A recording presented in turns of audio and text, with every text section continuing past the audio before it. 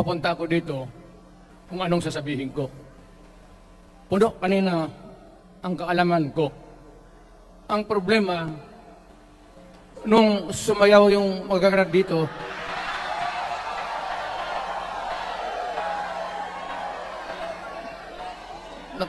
nakalimutan ko. Matanda na rin kasi ako. Ano ito? Meeting de avance? Alam mo,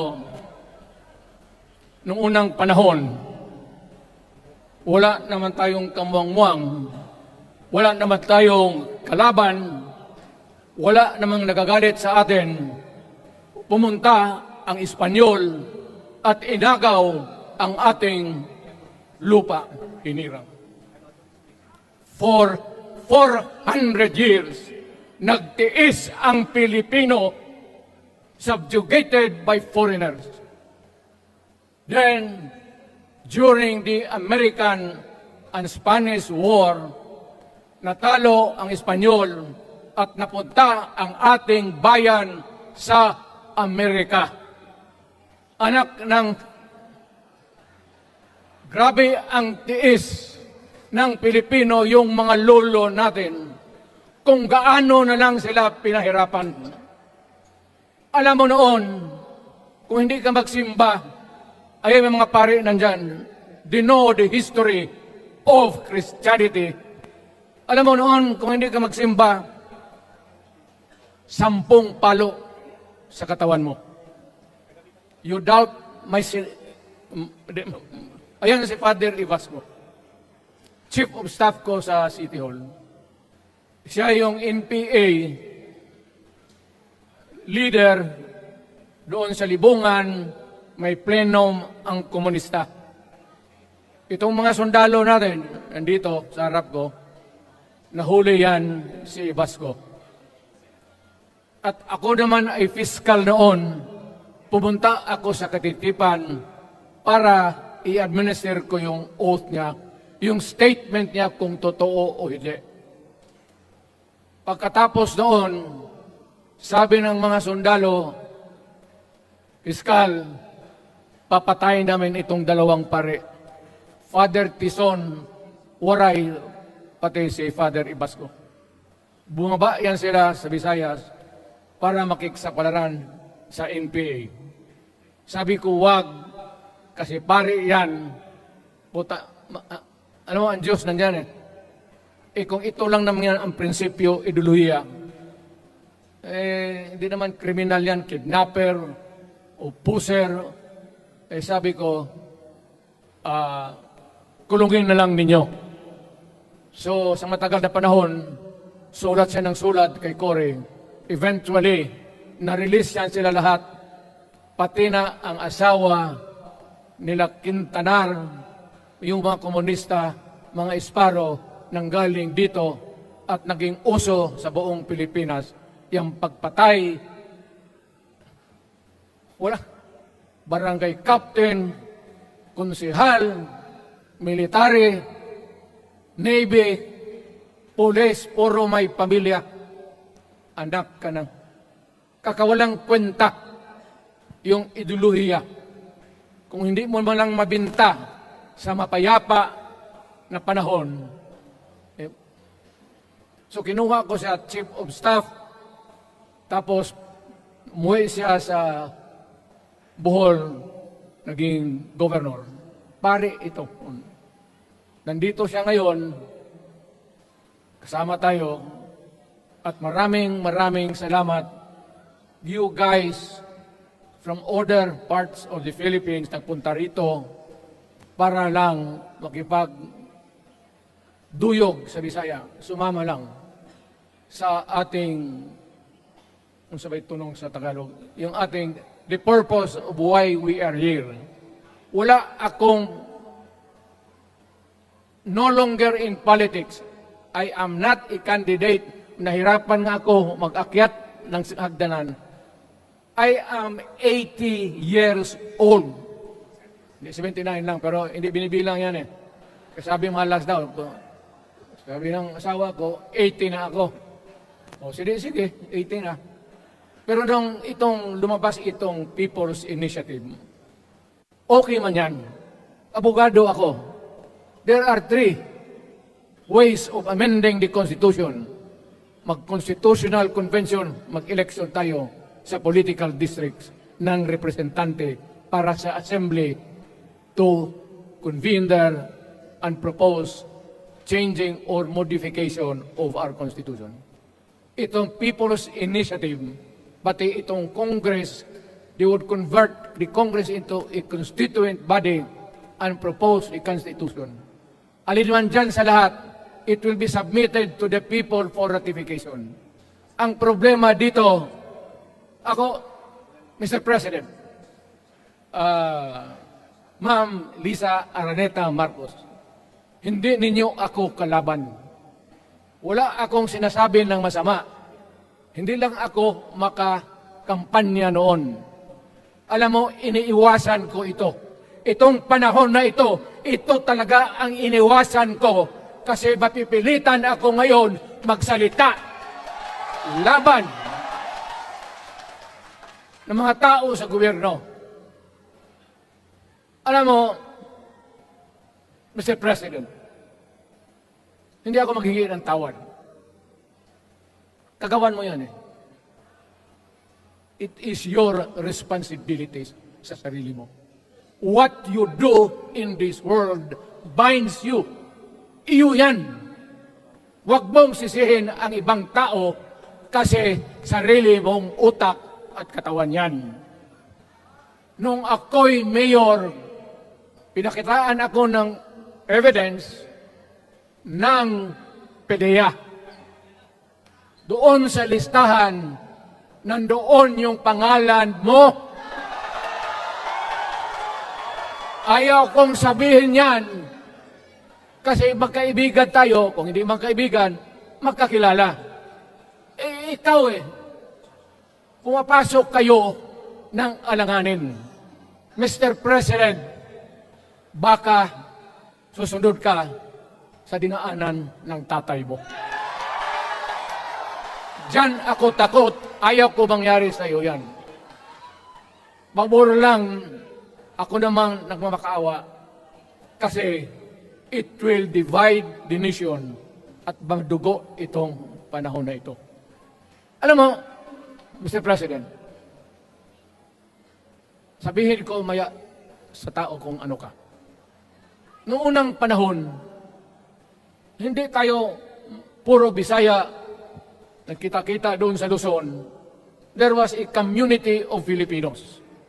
Galing Visayas, galing Ilonggo, galing Waray, galing Mindanao, galing Hulo, galing Lanao, Cebu, Samar, at Taas, Pampanga, Apare. Nagkita-kita yung mga minono natin. Kasi hinawakan tayo ng Espanyol, pati Amerikano. Nung dumating ang panahon na tayo'y nagkaharap na, sabi ng mga lolo natin, ano ang gawain natin sa bayan natin? Pwede ba tayong magbarangay-barangay lang o magkaisa tayo? Di na bale, iba-iba ang salita natin. It was agreed by the Filipinos then of all walks of life, Mailocano, Cebuano, mga taga Mindanao, they agreed to form a constitution. Alam mo, yung constitution parang bahayan sa tao. May poste. Sabi natin, magawa tayo ng magandang opisina where we can meet and talk about the destiny of this country. Doon, they agreed na may malaking bahay, may poste, mga malaking poste, at may mga muebles at kwarto, living rooms and all. Ang usapan na from time to time, lumalaki na ang bayan at magdagdag tayo ng mga opisina sa mga opisyal. Maganda yon, bahay yun. Mga sahig, nandyan lahat, na mesa, desks, chairs and everything. Wala tayong pinag-usapan na sirain yung bahay na yun. It was intended for posterity at inabot sa atin yung konstitusyon na yan. Although it was amended and modified, but it is still the fundamental law since 1935 hanggang ngayon. At what keeps in Ilocano, Bisaya, Waray, Moro, bakit tayo nakaisa? Magkaiba ang salita natin, ang pagkain, iba, ugali, iba. Bakit tayo andito ngayon? Dahil sa isang bahay. Yung bahay na yan, yung papel, the Constitution. Ngayon, ang Constitution is supposed to be a permanent thing. Ang batas na binigay ng Constitution sa Congress, sa lawmakers, they can make laws every day, modify, change it if they want, every week. Okay lang yan. Huwag ninyong pakialaman ang Constitution kasi yun ang bahay opisyal ng Pilipino. Anak ka ng, bakit pumasok sa utak ninyo yung People's Initiative? Anong nakain ninyo? There's nothing wrong with the Constitution right now. The environment in the Philippines seems to be positive, okay. Wala namang problema. Araw-araw, nakikita tayo. Punta Maynila, marami akong kaibigan, mga brad ko, mga classmate ko. Okay ang buhay natin. But suddenly, nandito yung People's Initiative. Alam mo, sa umpisa pa lang, nagdududa na ako. Bakit? People's Initiative manggaling sa tao.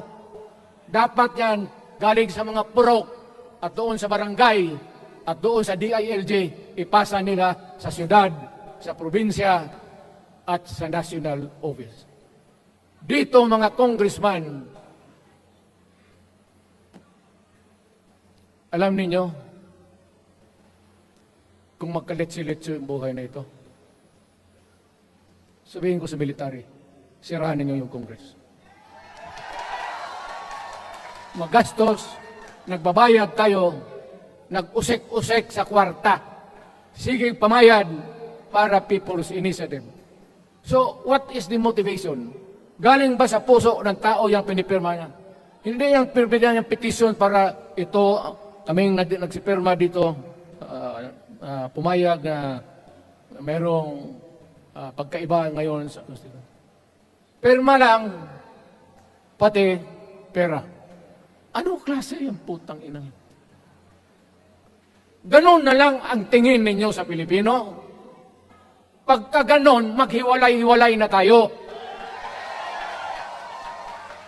Kayong taga Luzon, pumunta na yan sa Mindanao, mag-declare na lang tayo ng independence separate. Bakit? Binababoy ninyo ang bayan natin. Ako naging presidente. Ako naging mayor. Ako naging congressman. Ang sinasabi ko sa inyo, putang ina.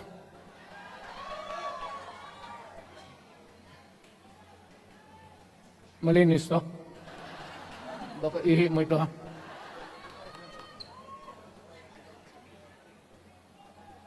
Kakaubos talaga ng laway itong...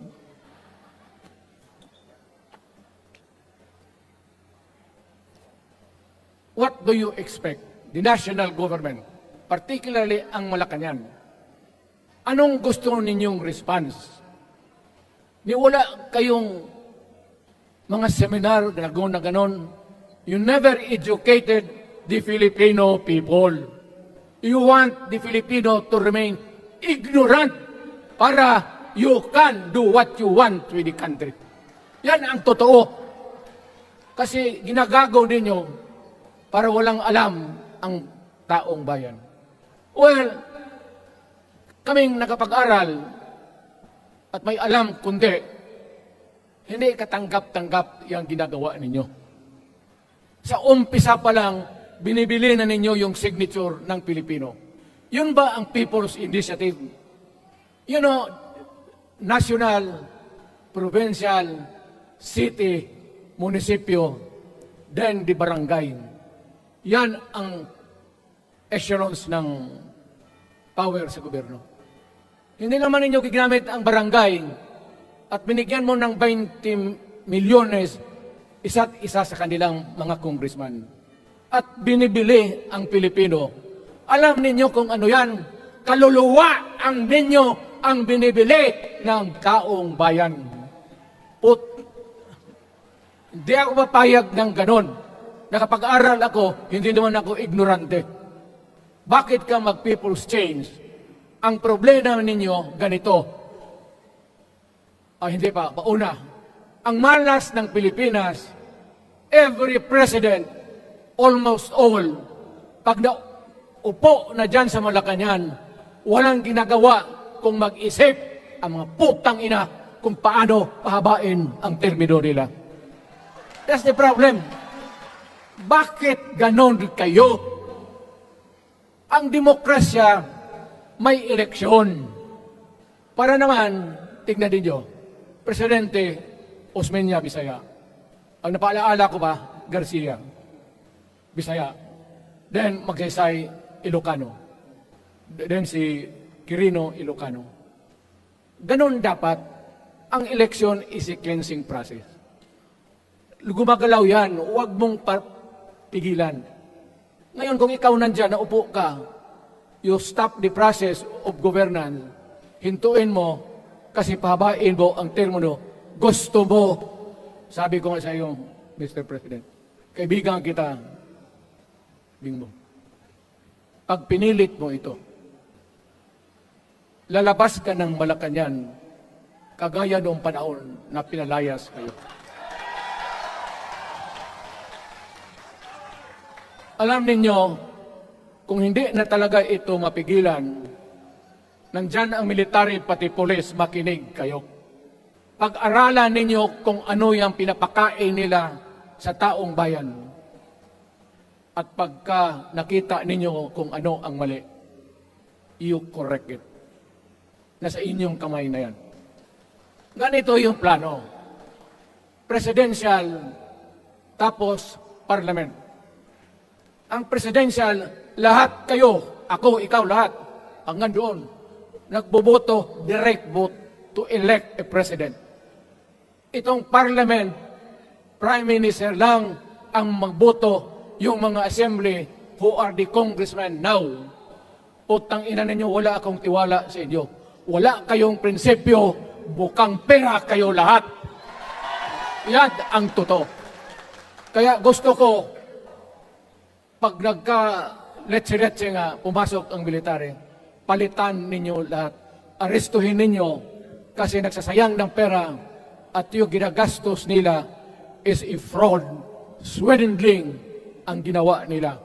You must account for the wasted money, for the money that you bought the signature of a Filipino. Bribery. Magdasal lang kayo. If by the grace of God, mabalik ako,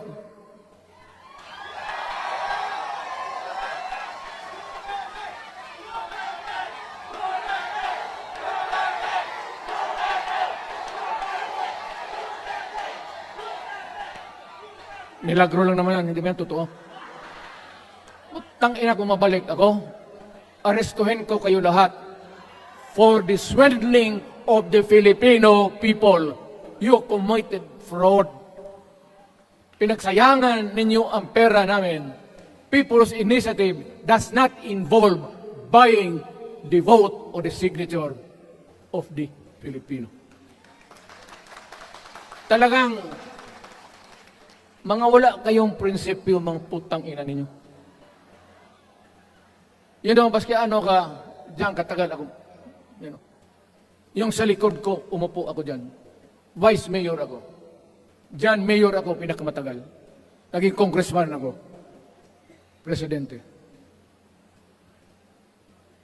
Kayo,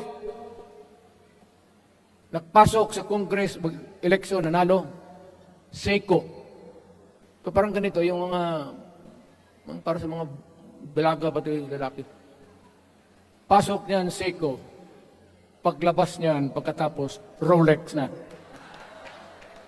Pumunta ng Malacanang, nakatamaraw, paglabas niyan ng Mercedes-Benz. Busog kayo lahat.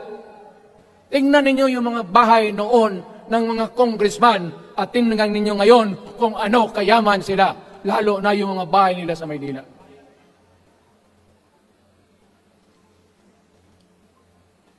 Wala kayong masabi sa akin. Alam mo bakit diretsano ko magsalita? Ninipahat, wala ako. Paglabas ko sa Malacanang, lipat ako dito. Pumunta ako sa bahay ko para mag-retire. Ayaw ko sanang bumalik. Ayaw ko na. Matanda na ako. Putang ina, napapandol lang ako dyan. Kaya lang, marami akong magandang naisip kanina papunta dito. Kaya yung sumasayaw lang kasi yung mga alien. Nabakante tuloy, nakalimutan ko kung ano ako nang sabi. Tangina. Huwag kayong magpaluko. Alam mo, Parliament, ang ambisyon niyan, karamihan, galing kay Lisa Marcos, pati kay Romualdez. Bongbong bangag yan. That's why, sinasabi ko na sa inyo ngayon, si Bongbong Marcos bangag noon, ngayong presidente na, bangag natin ang presidente. Kayong mga military, alam ninyo yan. Lalo na yung nasa Malacanang. Alam ninyo, the armed forces of the Philippines, alam ninyo, may drug addict tayo na presidente, putang ina yan. Ayun ang, bakit ako nakaroon ng kaso ng ICC? Sabi nila, pinapagpatay ko raw yung mga drug user at drug addict. Mabutit na lang, wala na ako sa pwesto, baka kasali ka pa. No, Mr. President, pinilit ninyo kami. Kayo yung nag-ano, sa Bisaya, kinikitoy mo yung Pilipino. You are testing the waters. Not even. You are, pushing to the limits ang pasensya ng Pilipino. Huwag na huwag mong gawin yan. Huwag mong gawin yan, huwag mong ituluyan, kaya magkagulo. Pag hindi namin napilitan kayo sa mga rallies, sa aming mga boses, ang sentimento namin, ako'y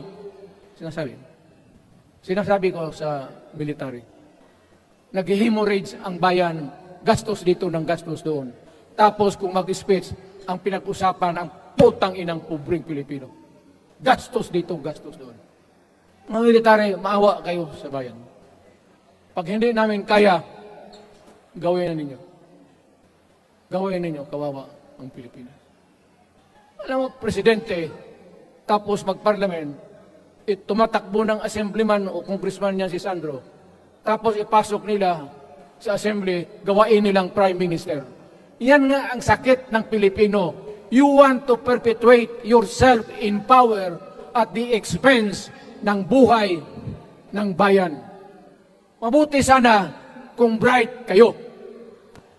Kung drug addict ka lang naman at may asawa kang hungry for power, tapos may isa itong taga Leyte, gusto siyang mag-prime minister at gawin niya itong bongbong, diyan ka lang, ako ang bahala.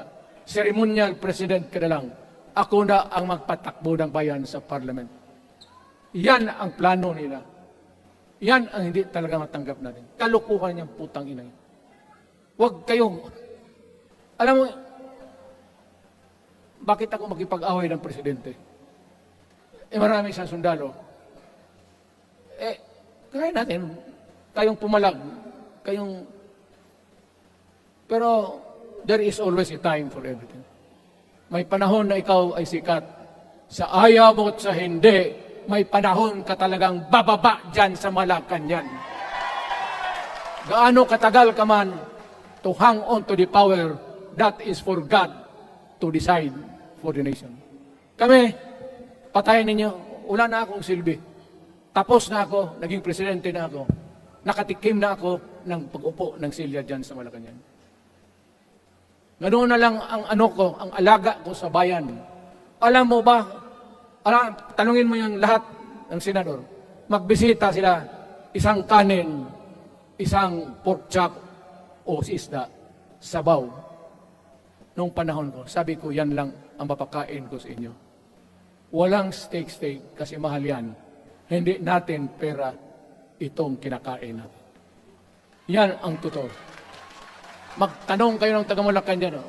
Hindi ako nagpabibida.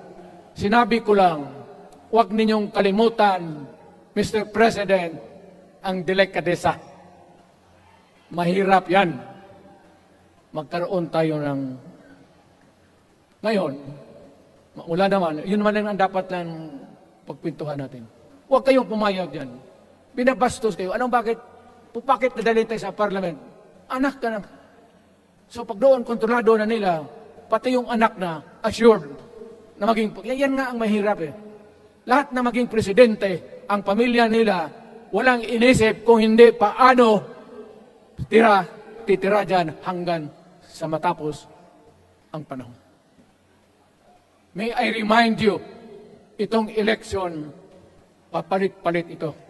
Para sa lahat, mayroong Ilocano, may Bicolano, may Bisaya. Hindi mo pwedeng suluhin yan. The election is a cleansing process. It does not, it's never the intention of the whoever wrote the Constitution na ikaw, isang Pilipino, taga-Paway, taga-Batangas, taga-Davao, ikaw, Rodrigo Duterte, nandiyan ka na, huwag ka nang umalis. It was not the intention of the lawmaker. Demokrasya tayo, Mr. President. Huwag mong kalimutan na isang term ka lang pagkatapos bababa ka na. Pag ayaw mong bumaba, utang ina makagulo ang bayan, sabihin ko sa inyo. Ngayon, nakikinig kayong mga military. Gusto niyong iwasan ang dugo? Kayo lang ang makapigil nito. Putang ina, pigilan mo yung kalukuhan yan. Pagka hindi itong rally na ito, it will multiply all over the Philippines and there will be trouble. Kaya ako ang nauna kasi galit ako. Dumaan ako ng presidente.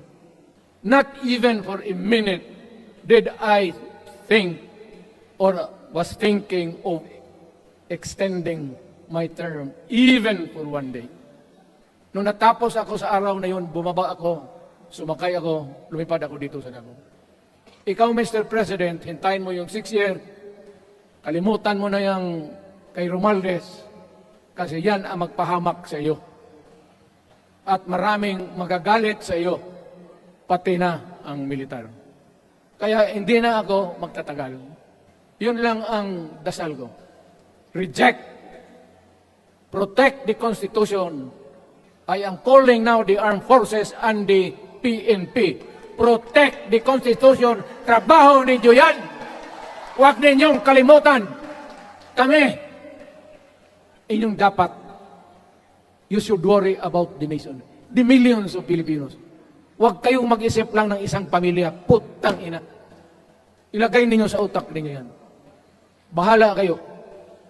Balang araw, magsisihan. Pero kasi umuulan naman, hindi ulan. Hindi, shower lang yan doon sa Malacanang, ginagawa nila, pasirit doon. Wala naman rin akong masabi.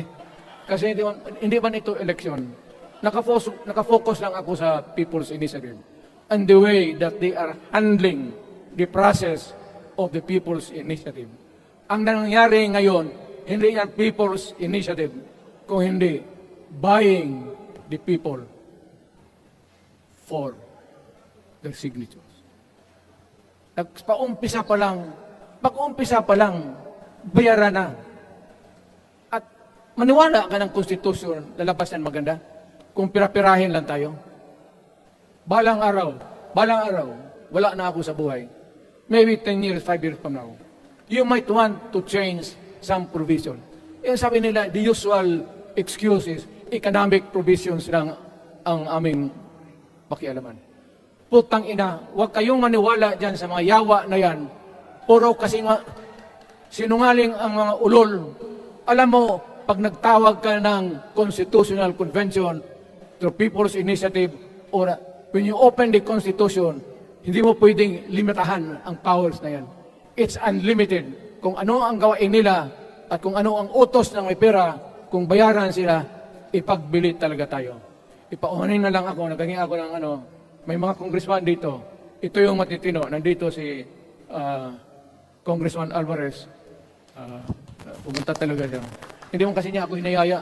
Kapupunta sana ako ng Tagum. Para na ako galit talaga. Bakit mo putang ina? Siga. Bakit?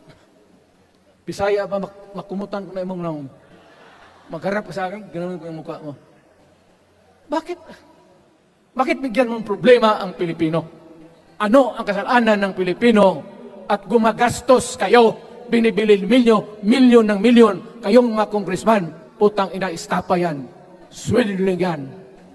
Kaya sabi ko, by stroke of fate, nabalik ako dyan sa Malacanang. Kayong lahat, kagaya ng Marcelo, ng tatay mo, Bongbong, kayong lahat, congressman, nandoon kayo sa krami. Ipasok kayo ng 2 taon para leksyonin niyo. Hindi ka maleksyon ng kalukuhan ninyo. Wala. Hindi pa nga naayos ang kati. Ano bang, what's wrong with the Constitution? Tell me. Kung hindi yung inyong ambisyon. The real purpose itong constitutional changes sa People's Initiative is really to perpetuate those who are in power. Yan na lang ang ganin ninyo. Marami akong sabihin, maybe kung patayin nila ako, putukin yung aeroplano, wala na tayong magawa. Ngayon, kung sino, alam mo na kung sino, yung sa Malacanang, yun ang aristuhin ninyo. Sila nag-umpisa ng kaguluhan ito. Ladies and gentlemen, I am very thankful na nandito kayo, mga Tagalog, Bisaya, at Taga-Maynila. And I hope that we will continue to love our country. Magbigay sila ng pera, tanggapin ninyo. Pera ninyo yan. Hindi ba ninyo na sa isip ninyo? Bigyan kayo ng 1,000, 100, tanggapin mo. Pera ninyo yan. Pati yung sa bulsa nila, kinakain nila, at pinagbili ng bahay kung saan-saan. Pera ninyo. So, make sure na bago kayo lumabas lang naman sa mundong ito, may panahon lahat, mamatay tayo. Mag-iwan kayo ng isang prinsipyo. Sabi ninyo sa mga anak ninyo, tinanggap ko yung pera kasi pera natin ito, ibili natin pagkain. Pero yung prinsipyo natin, huwag natin ipagbili. Yan ang iiwan mo sa mundong ito para sa mga anak ninyo. At yan ang dadalhin mo sa langit. Pagka sinabi ni San Pedro, anong nagawa mo? May ginawa ako para sa bayan. Tapos magsabi San Pedro, ano pa? Yung mga ibang bagay na ginawa mo, mga kasalanan, mga kabit, ganun. Sabihin mo kay San Pedro, nandito ako sa langit para makipag-isa sa Diyos. Pag hindi ka tumahimik, yung manok mo, kawakan ko, ilambos ko yan sa ulo mo. Utang ina ka. Buksan mo yung puwertahan at papasok tayo, magkita-kita tayo sa langit. Lahat kayong hindi nabili. Sigurado ako, langit kayo. So, kaya basing anong kasalanan niyo, okay na yan. May guarantee na kayo yung passes. Mahalaga yan as a matter of principle. Prinsipyo sa tao. Maraming salamat po.